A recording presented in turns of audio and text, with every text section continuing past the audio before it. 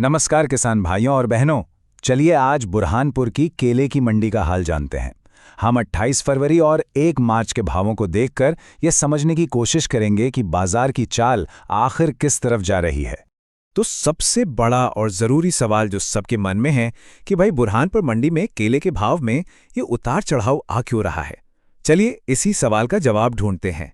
इस क्यों का जवाब हमें आंकड़ों में ही मिलेगा।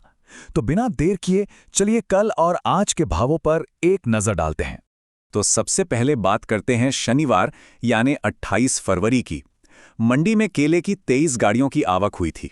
ठीक ठाक आवक थी और इसमें से 19 गाड़ियां बिक गईं। भाव को देखें तो कम से कम 1161 और ज्यादा से ज्यादा 1701 रुपये रहा। औसत भाव 1501 रुपये पर था। मतलब आवक अच्छी थी पर सारा माल नहीं बिका, जिससे बाजार में एक संतुलन बना रहा। अब आते हैं आज यानी रविवार 1 मार्च के आंकड़ों पर। देखिए आज आवक घटकर सिर्फ 18 गाड़ियों की रह गई और बिक्री लगभग पूरी हुई। 17 गाड़ियां बिक गई। इसका सीधा सीधा असर भाव पर दिखा। न्यूनतम भाव उछलकर 1251 रुपये हो गया और उच्चतम भाव 1751 रुपये तक पहुंच गया। तो जब हम इन दोनों दिनों को साथ में रखकर देखते हैं ना, तो पूरी कहानी एकदम साफ हो जाती है। देखिए सबसे बड़ा बदलाव आया आवक में। कल 23 गाड़ियां थीं, आज सिर्फ 18, यानी सीधी 5 गाड़ियों की कमी। और इसी का नतीजा था कि भाव चढ़ गए। खासकर न्यूनतम भाव में करीब करीब 90 रुपए का उछाल देखने को मिला। और ये चार्ट तो सब कुछ आईने की तरह साफ कर देता है। देखिए 28 फरवरी को आवक थी 23 गाड़ियों की और 1 मार्च को ये घटकर 18 पर आ गई। बस यही गिरावट बाजार के मजबूत होने की सबसे बड़ी वजह बनी। तो पूरी बात का निचोड़ क्या है? सीधा सा हिसाब है, मांग और आपूर्ति का। जैसे ही माल कम आया और बिक्री अच्छी हुई, बाजार को सहारा मिल गया और भाव सुधर गए। ठीक है, तो ये तो हुई पिछले 2 दिनों की बात।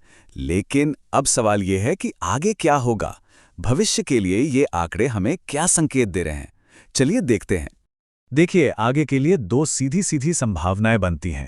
पहली, अगर आवक इसी तरह से नियंत्रण में रहती है, मतलब कम बनी रहती है, तो भावों में मजबूती देखने को मिलेगी।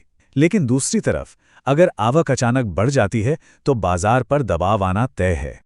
और अब आते हैं इस पूरी बातचीत के सबसे ज़रूरी हिस्से पर कि इन सब बातों को ध्यान में रखते हुए किसानों के लिए मुख्य सलाह क्या है, एक सही रणनीति क्या होनी चाहिए।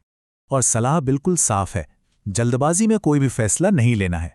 असली समझदारी इसी में है कि मंडी में कितनी आवक हो रही है और मांग कैसी है, इस पर लगातार नजर रखी जाए।